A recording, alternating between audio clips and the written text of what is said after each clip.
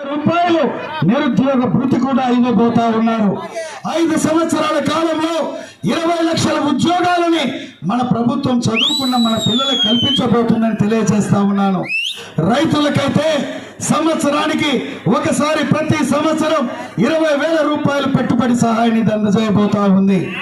ఇదే కాకుండా మనకు అవ్వ తాతలకి ఇప్పుడు ప్రస్తుత ప్రభుత్వం 3,000 పెన్షన్ ఇస్తే వీళ్ళలాగా సంవత్సరానికి 250 పెంచుకుంటూ పోయేది కాదు. ఒకటేసారి మన ప్రభుత్వం వచ్చిన వెంటనే 4,000 రూపాయలు పెన్షన్ చేస్తా ఉన్నారు అమ్మ తాతలకి. అదే కాకుండా వారికి ఏప్రిల్ నెల నుంచే పెంచిన పెన్షన్ ని ఇవ్వబోతా ఉన్నారు.